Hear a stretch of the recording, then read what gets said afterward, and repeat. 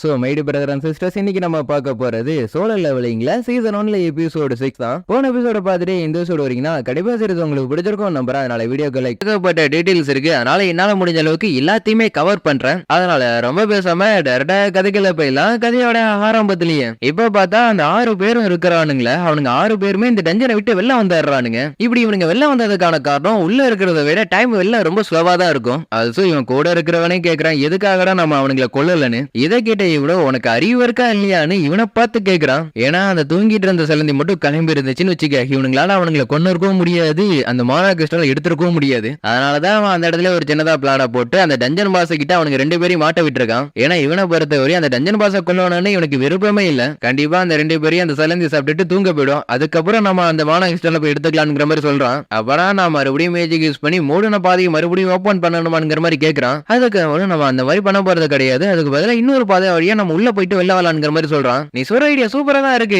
இருந்தாலும் அந்த சிலந்தி தூங்கலன்னு வச்சுக்க, அப்ப நம்ம என்ன பண்றதுங்கிற மாதிரி இவன் கேட்கறான். அதுக்குதான் நம்ம கூட ஒருத்த வந்தானே ஊஜின்கோன்னு சொல்லிட்டு, அவனோட ஷீல்டும் சரி அவனோட ஸ்வாடும் சரி அதெல்லாம் ஒன்னு 100 மில்லியனுக்கு மேல போகும். நம்மளால அந்த மானா கிறிஸ்டல் எடுக்க முடியாத பட்சத்துல அதை நம்ம யூஸ் பண்ணிக்கலாம்ங்கிற மாதிரி சொல்றான். அது இவனோட ஃபேமிலி பேக்ரவுண்டையும் கொஞ்சம் செக் பண்ணி பாக்குறப்ப இவன் ஒரு பெரிய இடத்து பையன்கிறது இவனுக்கு தெரிய வருது. அதனால இவனோட ஃபியோனர்ல வச்சு கலந்துக்கணுங்கிற மாதிரி சொல்றான். ஏன்னா அப்பதான் யாருக்கும் சந்தேகம் வராதுல. அது இந்த ரஞ்சன் பாஸ் இருக்குல்ல, இதை இவனுங்களாலே கொல்ல முடியாதுங்கிறத இவனுங்க வாயாலே சொல்றானுங்க. அப்படி இருக்கிறப்ப அந்த 2 பேரும் உயிரோட இருக்கிறதுக்கு வாய்ப்பே இல்ல. இங்க இவனும் பீராங் ஹண்ட்ரா இருந்தாதான் சீராங் இருக்கிற பாச போட்டு தள்ள முடியுங்கிற மாதிரி சொல்றான். அதை கிட்ட ஹீரோவும் அவனோட பிளாஷ்பேக்க கொஞ்சம் யோசிச்சு பாக்குறான். டபுள் ஆவேக்கன் ஆனதுக்கு அப்புறம் நம்ம ஹீரோ ஈஸ்டர்ன் டஞ்சனுக்குள்ள போய் ரசாக்கா கூட சண்டை போட்டு அதை போட்டு தள்ளி இருப்பான். அது குறிப்பிட வேண்டிய விஷயம், அது ஒரு டி ரேங்க் பாஸ். அதோட இன்னொரு டி ரேங்க் பாஸையும் ஒரே அட்டாக்லயே போட்டு தள்ளி இருப்பான். இதுல இருந்து இப்ப நமக்கு என்ன சொல்ல வரானுங்கன்னா, ஒரு டி ரேங்க் பாஸா இருந்தாலும் நம்ம ஹீரோ பொறுத்தவரையும் அது அவனுக்கு ஒரு லோ ரேங்க் தான். அப்படி இருக்கிறப்ப இந்த சி ரேங்க் பாஸ் ஆன அந்த ஸ்பைடர் கூட அவனுக்கு பெரிய மேட்டராவே தெரியல. நான் முன்ன இருந்ததை விட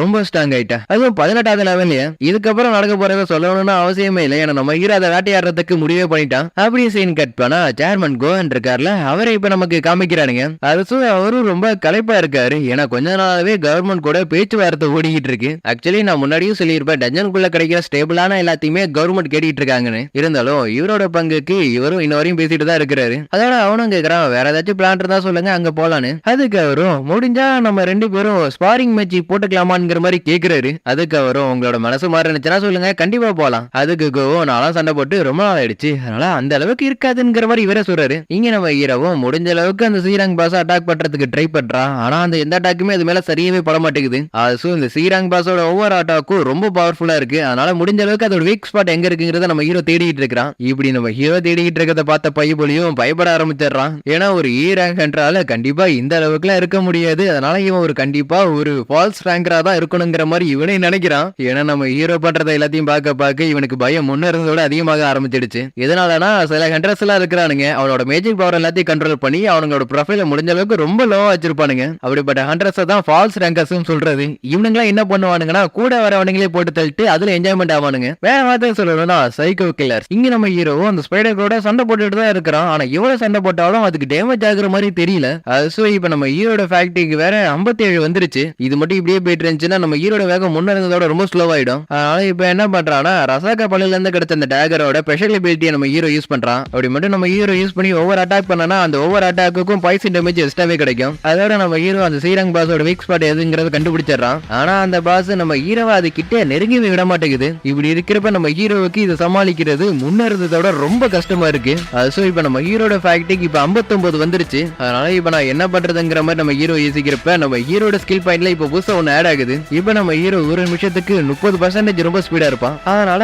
அடுத்த நொடியே நம்ம ஹீரோ அதோட வீக் பார்ட் அட்டாக் பண்றான். ஆனா அதுக்கு எதுவுமே ஆகல. அது பைசன் அட்டாக் கூட அதுக்கு மேல ஒர்க் ஆகல. நம்ம ஹீரோ சரி கடுப்பாயிடுறான். இருந்தாலும் நான் வீட்டை கொடுக்க மாட்டேன், நான் இதை திரும்ப திரும்ப திரும்ப பண்ணிக்கிட்டே இருப்பேன்னு நம்ம ஹீரோ அதை அட்டாக் பண்ணிக்கிட்டே இருக்கிறான். இப்படி நம்ம ஹீரோ அது கூட சண்டை போட்டு இருக்கிறது எல்லாத்தையும் ஓரமா இருந்து பார்த்தா இவனும் நினைக்கிறான், நம்ம ஹீரோ எவனா இருந்தா அது கூட சண்டை போட்டுட்டு இருப்பானு. ஏன்னா எப்படி இருந்தாலும் நம்ம ஹீரோ வீக் ஆயிடுவானு இவனுக்கே தெரிஞ்சிருக்கு. அப்படிங்கிற நம்ம ஹீரோ இன்னும் ஃபாஸ்டா இருக்கணும்னு சொல்லிட்டு ரொம்ப ட்ரை பண்றான். ஆனா ஒரு கட்டத்துக்கு அப்புறம் நம்ம ஹீரோவாலையும் முடியல. ஏன்னா நம்ம ஹீரோட ஃபேட்டிக் 70க்கு போயிடுச்சு. இதனால நம்ம ஹீரோட மூவ்மெண்ட் ஸ்பீடு ரொம்ப ஸ்லோவாயிடுச்சு. அதனால அதோட அட்டாக்க கூட நம்ம ஹீரோவால தடுக்கவே முடியல. அப்படியே அந்த ஸ்பைடரும் நம்ம ஹீரோவை கொல்றதுக்காக அதோட கையை கிட்ட கொண்டு வர்றப்பதான் நம்ம ஹீரோக்கு அவனோட ஃபுல் ரெக்கவரியை கிளைம் பண்ணவே இல்லைங்கிறது அவனுக்கு ஞாபகம் வருது. அதனால அடுத்த நொடியே அதை கிளைம் பண்றான். அப்படியே அந்த ஸ்பைடரும் நம்ம ஹீரோ இப்ப எங்க போனானுங்கிற மாதிரி பாத்துக்கிட்டு இருக்கு. ஆனா நம்ம ஹீரோ ரொம்ப ஸ்பீடா மூவ் பண்ணி அவங்கிட்ட இருக்கிற அந்த ரசக டேகரை எடுத்து அதோட கண்ணில் குத்தி கிழிக்கிறப்ப அதோட பாய்சன் அட்டாக் எல்லாமே ஒர்க் ஆகுது. அப்படி ஒர்க் ஆனதுனால இப்ப நம்ம ஹீரோ இந்த டஞ்சன் பாஸை போட்டு தள்ளி 3 வாட்டி லெவலப் ஆயிடுறான். டெய்லி கோஸ்ட் கிளைம் பண்ணாம இருக்கிறது கூட ஒரு வகையில நல்லா தான் இருக்குங்கிற மாதிரி நம்ம ஹீரோ நினைக்கிறான். இதெல்லாம் ஓரமா இருந்து பார்த்த பையபுலிக்கு பைய அள்ளு விட ஆரம்பிச்சிருது. ஏன்னா ஒத்தாளா இருந்துகிட்டு ஒரு பாசைய போட்டு தள்ளி இருக்கிறான்ல. அப்படி இங்க நம்ம ஹீரோவோ அவன் கொண்ட அந்த ஸ்பைடர் இருக்குல்ல, அதுல இருந்து அதோட மேஜிக் கிறிஸ்டல் எடுக்கிறான். அப்படி எடுத்தாலுமே நம்ம ஹீரோக்கு எந்த ரிவார்டுமே கிடைக்கல. ஏன்னா நம்ம ஹீரோக்கு ஒதுக்கப்பட்ட இன்ஸ்டன்ட் டஞ்சன் இது கிடையாதுல. அதனால நம்ம ஹீரோக்கு லெவலை பத்த வர வேற எதுவுமே கிடைச்சிருக்காது. இந்த ஒரு விஷயத்த ஸ்டோரியில எந்த இடத்துலயும் சொல்லியிருக்க மாட்டானுங்க, இருந்தாலும் நான் சொல்றேன். அப்படி இந்த பையபுலியும் அடுத்த நொடியும் நம்ம ஹீரோட சர்வெட்டா மாறிடுறான். சார் நீங்க சண்டை போட்டு ரொம்ப கலைப்பா இருப்பீங்க, அதனால தண்ணி குடிங்க. ஹீரோவும் தேங்க்ஸ் சொல்றான். ஆனா அந்த பையபுலிக்கு நம்ம ஹீரோட கையை டச் பண்றதுக்கே பயமா இருக்கு. அதனால முடிஞ்ச அளவுக்கு தூரமா இருந்துகிட்டு சார் நீங்க அங்கேயே உட்காந்து ரெஸ்ட் எடுங்க, மத்தது எல்லாத்தையும் நான் பாத்துக்கிறேங்கிற மாதிரி இவனே சொல்றான். ஹீரோவோ சரிதான் போங்கிற மாதிரி பாத்துக்கிட்டு இருக்க நம்ம ஹீரோ விட்டுட்டு போனானுங்களே அவனுங்க எல்லாருமே இன்னொரு பாதை வழியா உள்ள வர்றானுங்க. வந்து பார்த்தவனுங்க ஆச்சரியத்தோட கேக்குறானுங்க எப்பரா நீங்க 2 பேரும் உயிரோட இருக்கீங்கன்னு. அப்படியே சீன் கட் பண்ணி இவங்க 2 பேரும் சண்டை போட்டுட்டு இருக்கிறத நமக்கு இப்ப காமிக்கிறானுங்க. ஆக்சுவலி சொல்ல போனா சேர்மன் கோஹன் இருக்கார்ல, இவனுக்கு நிறையவே சொல்லி கொடுக்குறாரு. ஹண்டர்ஸ்னாலே ஸ்ட்ராங்கா இருப்பாங்கன்னு நினைக்கலாம், ஆனா பிசிக்கலா ஸ்ட்ராங்கா இருக்கிறத விட மென்டலாவும் ரொம்ப ஸ்ட்ராங்கா இருக்கணும். ஏன்னா ஒவ்வொரு டஞ்சன்லயும் ஒவ்வொரு மாதிரி சிச்சுவேஷன் இருக்கும், அதுல மோசமானவங்களும் கூட இருப்பானுங்க. இப்படி இவர் பேசிக்கிட்டு இருக்கிற அதே நேரத்துல இவனுக்கு 6 பேருமே கேக்குறானுங்க எப்பரா அந்த டஞ்சன் பாஸ நீங்க கொன்னீங்கன்னு. ஏன்னா சி ரேங்க் பாஸ் டி ரேங்க்ல இருக்கிறவனுங்களால கொல்லவே முடியாது. அப்படி இருக்கிறப்ப இவன் எப்படி கொண்டான்ங்கிற மாதிரி இவனுங்களே யோசிக்கிறானுங்க. அதோட யூஜின்னு இருக்கால, அவன் ஒரு பெரிய வீட்டு பையன் தெரிஞ்சுக்கிட்டதுனால அவனுக்கு ஒரு சான்ஸ் தரான் இவன். அதாவது நம்ம சஞ்சுன்னு இருக்கான்ல, அவனை கொலை பண்ண சொல்றான். அதுவும் எதனாலனா வீக்கா இருக்கிறவனுங்க உயிரோட இருக்கணும்னு அவசியம் இல்லைன்னு சொல்றான். அப்படி இவனோட மனசுக்குள்ள யூஜின் அவனோட மெட்டீரியல்ஸை வச்சு மட்டும்தான் அது பாச போட்டு தள்ளி இருக்கான் அப்படின்னு இவன் நினைக்கிறான். அது நீ கொல்றியா இல்ல நாங்க கொல்லட்டுமாங்கிற மாதிரி இவங்களோட வெப்பனை அவனுங்க எடுக்கவும் யூஜின் என்ன பண்றான்னா அவனோட ஸ்வாடை எடுக்கிறான். அதுவும் எதுக்காகனா இவனுங்க கூட சண்டை போடுறதுக்காக. சரி இப்ப நம்ம என்ன பண்றது, வேற என்ன 2 பேரையும் கொல்ல வேண்டியதுதான். இங்க நம்ம ஹீரோ இவனுங்க கூட சண்டை போடலாம் நினைக்கிறப்பதான் நம்ம ஹீரோக்கு ஒரு நோட்டிபிகேஷன் பாப்பப் ஆகுது. ஹீரோ அந்த நோட்டிபிகேஷன்ல இருக்கிறத பார்த்துட்டு ஷாக் ஆயிடுறான். ஏன்னா நம்ம ஹீரோக்குள்ள வர அந்த 6 பேரையும் நம்ம ஹீரோ கொல்லணும்னு அதுல போட்டிருக்கு. ஹீரோ என்னடா நடக்குதுங்கிற மாதிரி யோசிச்சுட்டு இருக்கிறப்ப அந்த மேஜிக் யூஸ் பண்ணுவால அவன் நம்ம ஹீரோ அட்டாக் பண்ணிடுறான். அப்படி இப்ப நமக்கு ஒரு புதுசா ஒரு பொண்ணா காமிக்கிறானுங்க. இவளோட பேரு ஹீஜின். இவன் ஒயிட் டைகர் கில்ட்ல வேலை பாக்குறான். இதனால இவளோட ஃப்ரெண்ட்ஸ் ரொம்ப ஆர்வம் தாங்காம அந்த கில்ட் எப்படி இருக்கு எப்படி பட்டது அப்படின்னு இவள்கிட்டே கேக்குதுங்க. அதுக்கு அவளும் எல்லாமே நல்லா தான் போகுது, எந்த குறையும் சொல்ற மாதிரி இல்லன்னு சொல்றான். அதே மாதிரி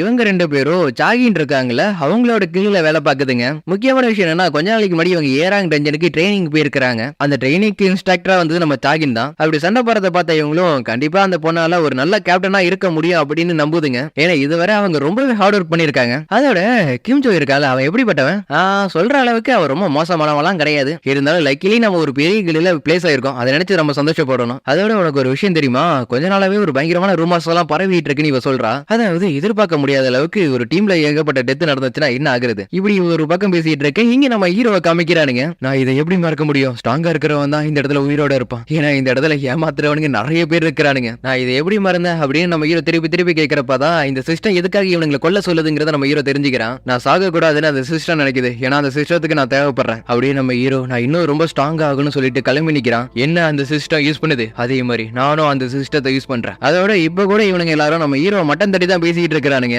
தி வீக்கஸ்ட் கண்ட்ரோல் ஆல் மேன்கைண்ட்னு. நீங்க எல்லாரும் இப்படி என்ன பார்த்து பேசினதுக்காக கண்டிப்பா பின்வழி அனுபவிக்கிறதுக்கு தயாரா இருந்துக்குங்க. இவன் என்ன சொல்ல வரான் எனக்கு சத்தியமா புரியல. நீங்க வேட்டையாடுறதுக்கு ரெடியா இருக்கீங்கன்னா அதே மாதிரி நானும் வேட்டையாடுறதுக்கு ரெடியா தான் இருக்கேன் அப்படின்னு நம்ம ஹீரோ சொல்றான். அதை கேட்ட ஒருத்தரோ என்னடா இப்படி சொல்ற அப்படின்னு நம்ம ஹீரோட சொல்றல கைய போட்டு ஒரு ரேங்க்ல இருக்கிற நீ என்ன பண்ணிட போறேங்கிற மாதிரி பேசுறான். அதை கேட்ட ஹீரோ கொஞ்சம் கூட யோசிக்காம அவனோட டேகரை எடுத்து அவனோட தலையை கட் பண்ணிடுறான். அதை பார்த்து இவனுங்க எல்லாரும் கொஞ்சம் ஷாக் ஆயிடுறானுங்க. ஏன்னா நம்ம ஹீரோ கையில எப்படி அந்த வெப்பன் வந்துச்சுன்னு. ஜூன்டே வந்து டி ரேங்க்ல இருக்கிறவன் அப்படி இருக்கிறப்ப ரேங்க்ல இருக்கிறவன் எப்படி அவனை கொண்டான். அப்படியே இங்க நம்ம ஹீரோக்கு அந்த நோட்டிபிகேஷனை பார்த்தா அது நல்லாவே காணர் பண்ணிடுச்சுங்கிறது நல்லாவே தெரியுது. ஏன்னா நம்ம ஹீரோனுங்களை எல்லாரையும் கொள்ளாம விட்டானா கண்டிப்பா அவனோட ஹார்ட் ஸ்டாப் ஆயிடுன்னு அதுல போட்டிருக்கு. அதனால நம்ம ஹீரோக்கு இப்ப வேற வழி இல்ல, மிச்சம் இருக்கிறவங்க எல்லாரும் நம்ம ஹீரோ கொண்டுதான் ஆகணும். அப்படியே 2 பேரும் நம்ம ஹீரோ கொல்றதுக்காக கிட்ட வர நம்ம ஹீரோ அவனோட டேகரை வச்சு 2 பேரையும் போட்டு தள்ளிடுறான். அதை பார்த்துக்கிட்டு இருக்கிற இவனுங்களாலே அதை நம்பவே முடியல. அது ஃபிராக்ஷன் ஆஃப் செகண்ட்ல நம்ம ஹீரோ 5 பேரை போட்டு தள்ளிடுறான். இதை பார்த்து வியூஜினுவும் ஷாக் ஆகுறான். ஏன்னா பாசை கொல்றப்ப கூட நம்ம ஹீரோ இந்த அளவுக்கு அவனோட பவர் யூஸ் பண்ணிருக்க மாட்டான். ஆக்சுவலி நம்ம ஹீரோ பாசை கொண்டதுக்கு அப்புறம் தான் இந்த அளவுக்கு ரொம்ப ஸ்ட்ராங் ஆயிருக்காங்கிறது அவனுக்கு தெரியாது. என்னோட டீம் மெம்பர்ஸ் எல்லாத்தையும் இன்ஸ்டன்ட் நீ கொண்டு இருக்க, உன்னோட உண்மையான பவரையும் நீ மறைச்சிருக்க அப்படின்னா நீ தான் அந்த பாசை கொண்டு இருக்கணும். ஆனா நானும் ஒரு சீராங்கன்றதா அதை மறந்துடாத. இவன் ஒரு டீமான அளவுக்கு ரொம்ப ஸ்ட்ராங்கா இருந்தாலும் பாஸ்ல இருந்து எல்லாரு கூடயும் பயங்கரமா சண்டை போட்டிருக்கான். அதனால இவன் ரொம்ப வீக்கா தான் இருப்பான் அப்படின்னு இவனே நினைக்கிறான். ஆனா அவன் நினைச்சது ஒண்ணு நடந்தது ஒண்ணு. நம்ம ஹீரோ அவனை போட்டு புரட்டி எடுக்கிறான். அப்படி புரட்டி எடுத்ததுல நம்ம ஹீரோ கிட்ட இவன் கெஞ்சவே ஆரம்பிச்சாரா, ப்ளீஸ் என்ன நீ கொன்னுடாதுன்னு. அதுக்கு நம்ம ஹீரோ நீ என்ன கொல்றதுக்காக 3 வாட்டி ட்ரை பண்ணிருக்க, அப்படி இருக்கிறப்ப உன்னை போனா போதுன்னு உயிரோட விட்டுருவ நீ நினைக்கிறியா? டேய் வேணாண்டா உன்னாலலாம் இதுல இருந்து தப்பிக்க முடியாதுங்கிற மாதிரி சொல்றான். ஆக்சுவலி உனக்கே தெரியும் இந்த டென்ஷனுக்குள்ள என்ன நடந்தாலும் வெளில இருக்கிறவங்களுக்கு யாருக்கும் எது தெரியாதுன்னு. அதுக்கு அவனும் சரி கடுப்பாகி என்னோட தம்பி யாருங்கிறது தெரியுமாடாங்கிற மாதிரி சத்தம் போட்டு கத்துறான். ஆனா நம்ம ஹீரோ ஃபுல்லா சொல்லி முடிக்கிறதுக்குள்ளே அவனோட தலையை கட் பண்ணிடுறான். அது இங்க நடக்கிறத பார்த்தா இவனுக்கு வாமிட்டே வந்துருது. அதுக்கப்புறம் இவங்க 2 பேரும் அந்த டஞ்சன் விட்டு வெளில வந்துறானுங்க. ஒரு சீராங் டஞ்சன்ல இருந்து நீங்க மட்டும் எப்படிங்க தப்பிச்சு வெளில வந்தீங்க, அதோட உங்களை பத்தி எனக்கு நல்லாவே தெரியுங்கிற மாதிரி அவனை பார்த்து பேசுவோம். இங்க நம்ம ஹீரோவும் அவனை கிடைச்ச ரிவார்டை பார்த்துக்கிட்டு இருக்கிறான். அதுல 3ஆவதா நம்ம ஹீரோக்கு புதுசா ஒரு ஸ்கில் கிடைச்சிருக்கு. இந்த ஒரு ஸ்கில்ல மட்டும் நம்ம ஹீரோ அவனோட ஆப்லாண்டுக்கு எதிராக யூஸ் பண்ணானா அவனோட எபிலிட்டி மொத்தமும் பாதியை குறைஞ்சிரும். அது அந்த இடத்துல பேரலைஸ் ஆயிடுவான். இங்க இந்த பொண்ணும் கண்டிப்பா டி ரேங்க்ல இருக்கிற நீங்க தான் அந்த பாஸை கொண்டு இருப்பீங்க, இ ரேங்க்ல இருக்கிற நீங்க வரமா உட்கார்ந்து இருந்திருப்பீங்கன்னு சொல்றா. ஆனா அவனுக்கு மட்டும் தான் தெரியும் நம்ம ஹீரோ தான் எல்லாரையும் கொண்டானு. அதோட ஹீரோவை பார்த்து இவன் தேங்க்ஸ் சொல்றான். ஹீரோ பரவாயில்லன்னு சொல்லிடுறான். அது அதே நேரத்துல மழையும் பெய்ய ஆரம்பிக்க நல்ல வேலை அவளுக்கு கொடையை கொடுத்து விட்டானுங்கிற மாதிரி நம்ம ஹீரோ நினைக்கிறான். அப்படியே சரி கட் பண்ணி அமெரிக்கால இருக்கிற ஒருத்தனை காமிக்கிறானுங்க. அப்படி காமிக்கிறதோடய இந்த இடத்துல இந்த எபிசோடு முடியுது. சோ கைஸ் இந்த எபிசோடு பிறந்து மறக்காம கீழே கமெண்ட் பண்ணுங்க. ஏன்னா இதுக்கப்புறம் தான் கதை வேற லெவல்ல போக ஆரம்பிக்க போகுது. அது இந்த கதையில ஏகப்பட்ட விஷயம் உங்களுக்கு குழப்பமா இருந்தாலும் போக போக கண்டிப்பா எல்லாமே உங்களுக்கு புரிய வரும். அதனால முடிஞ்ச அளவுக்கு ரொம்ப கேர்ஃபுல்லா வாட்ச் பண்ணுங்க. சரி ரொம்ப பேசாம